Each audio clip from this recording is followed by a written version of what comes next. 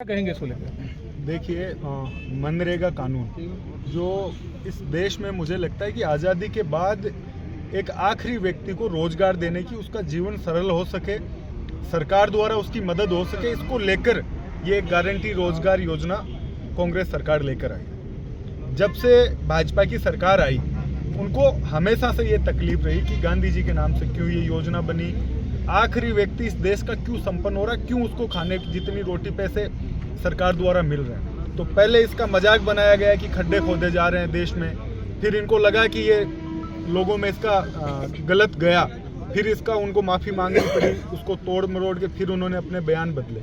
और अब चूंकि जब इनको लगता है कि हम पूर्णतः बहुमत में आ चुके हैं, तीसरी बार प्रधानमंत्री हैं नरेंद्र मोदी जी, तो इन्होंने इस मनरेगा में, इससे पहले भी आप ये करें कि योजना बंद नहीं है, आप जाकर धरातल पर देखो कि कहाँ इन नरेगा में पैसे डाले जा रहे हैं, भुगतान हो नहीं रहा, ना कोई नया रोजगार दे पा रहे हैं सरपंच और जो यहाँ की पंचायतें हैं। तो उसको पहले से ही इन्होंने ठप करके, अब चूंकि बंद करते तो पूरे देश में इनके खिलाफ माहौल बनता, तो सिर्फ एक इस तरीके का माहौल बनाया कि धीरे धीरे अपने आप लोग इससे अलग हो जाएंगे, अपने आप रोजगार मिलना बंद होगा तो लोग इस योजना से हट जाएंगे।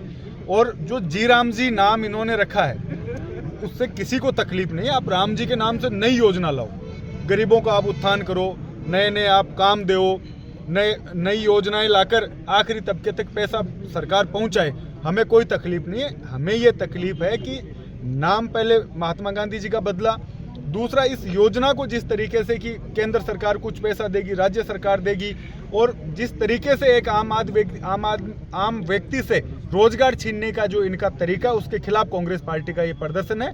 पूरे भारतवर्ष में, पूरे राजस्थान में हर जिला हेडक्वार्टर पर आज कांग्रेस प्रदर्शन कर रही है।